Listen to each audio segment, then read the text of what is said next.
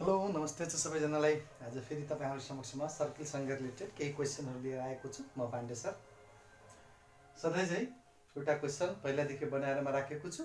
यसमा चाहिँ के छ त, यो क्वेशन अलिकति अरु भन्दा डिफरेन्ट जस्तो लाग्छ। म डिफरेन्ट क्वेशनहरुको कलेक्सन चाहिँ एक ठाउँमा पारेर तपाईहरु समक्ष प्रस्तुत गर्ने काम चाहिँ गरिराखेको छु म। यहाँ क्वेशन कस्तो रहेछ भने ओ एउटा सर्कलको सेन्टर रहेछ, जसमा के छ ओए चाहिँ रेडियस छ, ओबी अर्को रेडियस छ। त्यसपछि के गरेछ, ए बाट चाहिँ सी एउटा सर्कम्फरेन्सको प्वाइन्ट छ, उलाई जोइन गरेछ।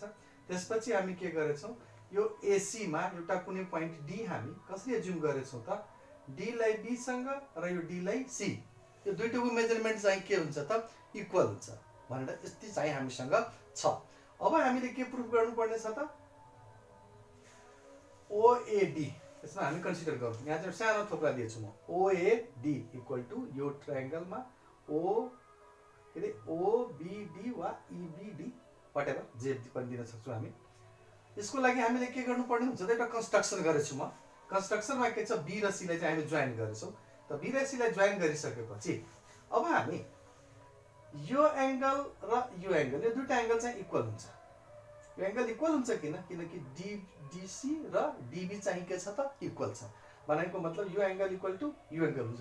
हाम्रो फर्स्टमा चाहिँ त्यो लेखेको छ, angle DBC equal to angle DCB equal to angle A let हामी मानिसकेका छौं। के मान्दा अलिकति सजिलो हुन्छ कि जस्तो लाग्यो मलाई। त्यो भएर मैले यहाँ के गरेँ, लेट गरेर डिजाइनमा लेखिदिएँ क्या, DC equal to dB.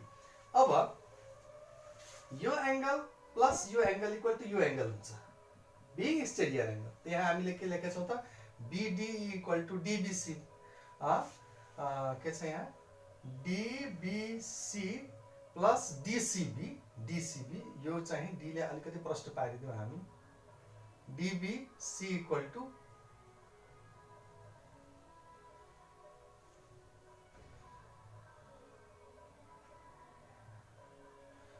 DBC भनेपछि यो एंगल र डीसीबी भनेको यो एंगल, यो दुईटै एंगलको सम बराबर के हुन्छ, यो एंगल हुन्छ, जुन हामी पहिला पढेछौं, exterior angle of any triangle.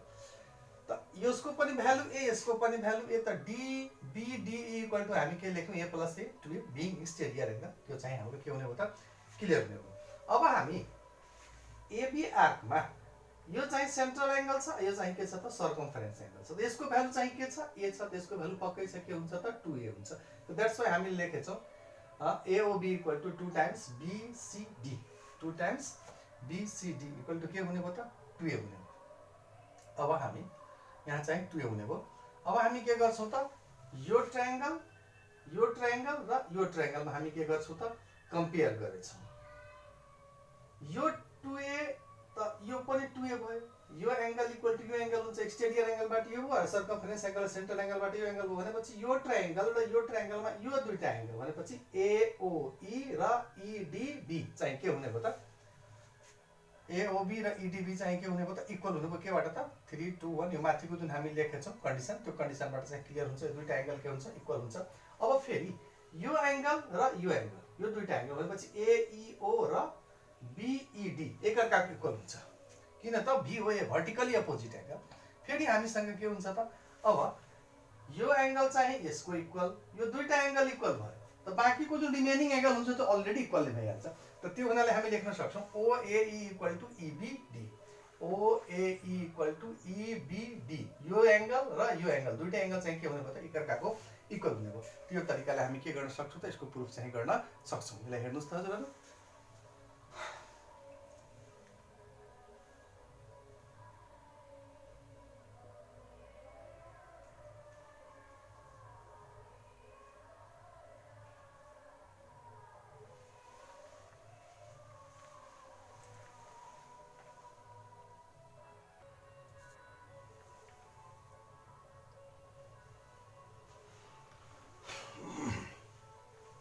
फेरि तपाईहरु समक्ष मैले अर्को क्वेशन प्रस्तुत गर्न लागिरहेको छु। यहाँ चाहिँ के छ त, AD र BC दुईटा प्यारलल लाइन छ। यो चाहिँ यसको गिभनमा मेन गिभन भयो, बाँकी हजुरले जे जति थप्दा हुने भयो। त्यसपछि सर्कम्फरेन्समा चाहिँ y र x दुईटा प्वाइन्ट हामी एज्युम गरेछ। त्यसपछि b लाई x सँग र x लाई फेरि d सँग, सिमिलरली c लाई y सँग र y लाई a सँग जोडिएको छ। अनि हामीले प्रुफ के गर्नुपर्छ त एवाइसी भनेको यो एंगल त्यसपछि बीएक्सडी भनेको यो एंगल यो दुईटै एंगल एकअर्काको इक्वल हुन्छ भन्ने हामीले के गर्नुपर्ने हो त प्रुफ गर्नुपर्ने छ। हामी के गर्छौं त हामीले के पढेछौं दुईटा प्यारलल लाइन जुन हुन्छ त सर्कलमा यदि दुईटा प्यारलल लाइन ड्रा गरेछ भने त्यो प्यारलल लाइनले चाहिँ आर्क के बनाउँदो रहेछ त इक्वल आर्क बनाउँदो रहेछ। त सेम कुरा हामी युज गर्छौं एडी एन्ड प्यारलल बीसी। त इफ एडी एन्ड प्यारलल के रे BC are parallel then AB arc and DC arc will be equal। यदि AB AD र BC इक्वल छ भने त AB arc र DC arc चाहिँ के हुन्छ त इक्वल हुन्छ। त पहिलो हामी यही लेखेछौं arc AB equal to arc DC किन त AD र प्यारलल के छ BC छ। अब हामी के गर्छौं त यो AB मा BC जोड दिन्छौं र DC मा पनि के जोड्छौं त BC जोड्छौं किनकि इक्वल क्वान्टिटीमा इक्वल क्वान्टिटी एड गर्न सकिन्छ। त्यो हुनाले त्यहाँ हामी लेखेका छौं AB plus BC equal to DC plus BC दुईटैमा हामी BC के गर्यौं त एड गर्यौं इक्वल एक्जिममा। अब AB मा BC जोड्दा चाहिँ के हुने भयो त AC र DC मा BC जोड्दा के हुने भयो त BD हुने भयो त। दैट्स व्हाई हामी के लेख्न सक्छौं AC इक्वल टु BD। यो के बाट भयो त फ्रम 2 बाट भयो।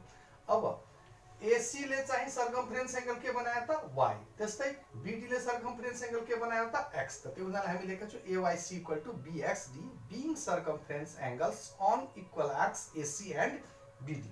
त यो तरिकाले हामी यो एंगल र यो एंगल दुईटै चाहिँ के हुने भयो त इक्वल हुने भयो भन्ने कुरा चाहिँ बुझिन्छ। एकछिनको लागि हेड दिनुस् हजुरहरु।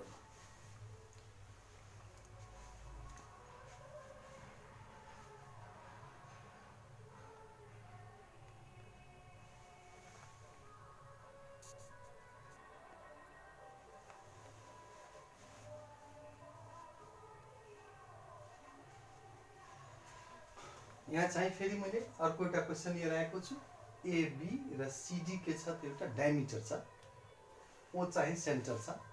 त्यसपछि यसमा चाहिँ के छ त एउटा कुनै पॉइन्ट हामी E एज्युम गरेछौं जसलाई हामी OE भन्छौं। त्यो पॉइन्ट चाहिँ कस्तो छ त भने CE प्यारलल कोसँग छ त AB सँग प्यारलल छ।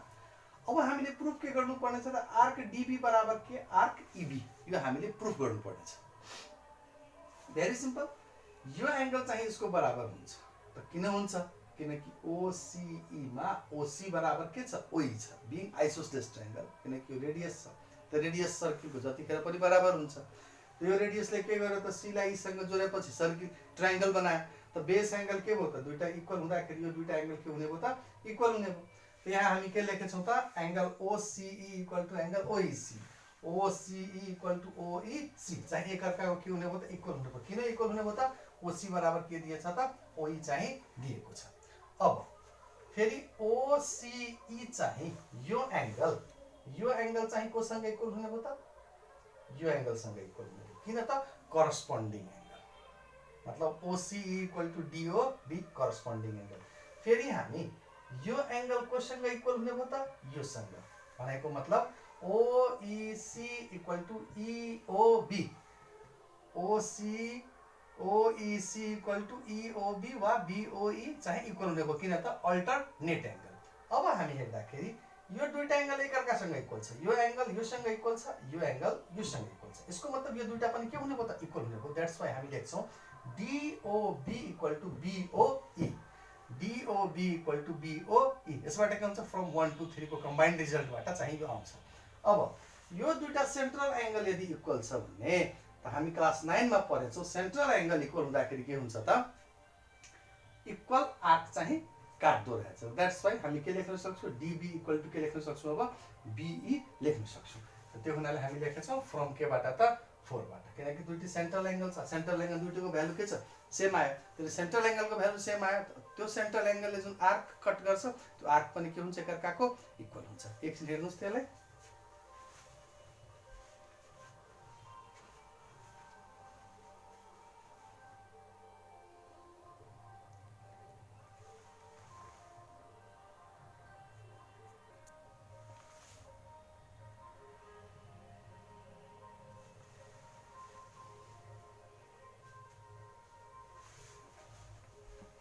फेरि तपाईहरु समक्ष अर्को क्वेशन चाहिँ कस्तो रहेछ भने सेम क्वेशन छ फिगर पनि सेम छ यो भन्दा पहिला जस्तै छ तर यसमा अलिकति कन्डिसन फरक छ। AB र DC चाहिँ के छ डायमिटर छ जसले एकअर्कालाई सेन्टर ओ मा चाहिँ इन्टरसेक्ट गरेछ। सिमिलरली ए यो के अरे सर्कमफरेन्समा चाहिँ हामी के गर्छौँ त पोइन्ट ई लिएछौँ, ओ लाई ई सँग जोड दिएछौँ, त्यसपछि यो सी जुन छ सी लाई ई सँग हामी जोडेछौँ। अर्को कन्डिसन के दिएछ भने ईबी बराबर बीडी चाहिँ दिएको छ, दुईटा कट्स इक्वल छ। हामीले प्रुफ गर्नुपर्ने के छ, एबी बराबर के छ त इसी छ। अब हामी नम्बर 1 मा एंगल सी कसको बराबर हुन्छ, एंगल ई को बराबर हुन्छ। किन हुन्छ त ओसीई चाहिँ के छ त आइसोसलेस ट्रायंगल छ, किनकि ओसी र ओई के छ एकअर्कासँग इक्वल छ। त फर्स्ट नम्बरमा हामी के लेखेछौँ, ओसी इक्वल टु ओईसी। यो एंगल कसको बराबर त, यो एंगल कारणमा रिजनमा ओसी इक्वल टु ओई। फेरि हामी लेखेछौँ डीओबी इक्वल टु बीओई, किनकि यो दुईटा आर्क के छ इक्वल छ भने सेन्ट्रल एंगल पनि के हुन्छ त इक्वल हुन्छ। यहाँ पनि हामी इक्वल लेख्यौँ। अब हामी के लेख्न सक्छौँ, यो दुईटा इक्वल छ भने त डीओई यो जुन ठुलो एंगल छ, यो ठुलो एंगल एउटा एंगलको के हुन्छ त डबल भइहाल्छ। त्यो हुनाले हामी लेखेछौँ DOE equal to 2 times angle BOE, केबाट त फ्रम 2 बाट।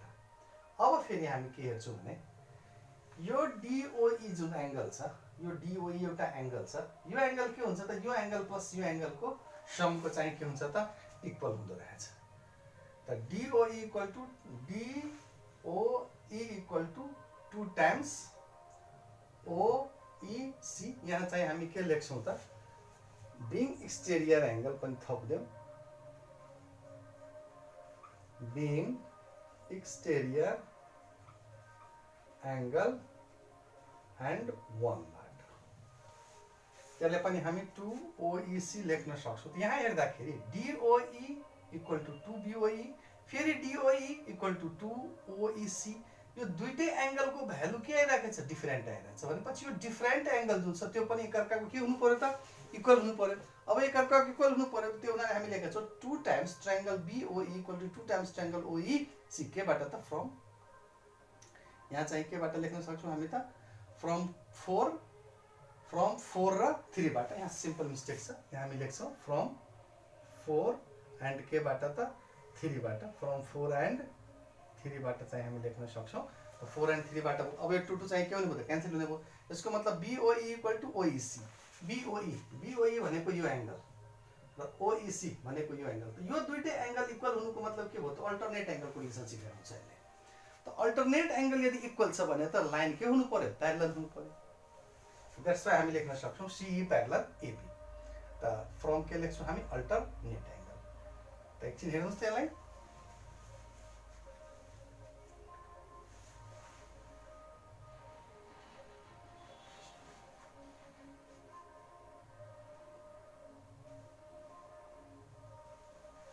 आज फेरि तपाईहरु समक्ष मैले 4वटा क्वेशन एसई सँग रिलेटेड जुन सर्कलसँग छ, जुन अलिकति विद्यार्थी भाइ बहिनीहरुले अप्ठ्यारो जस्तो लाग्छ त्यस्तै किसिमका क्वेशनहरु लिएर तपाईहरु समक्ष आए।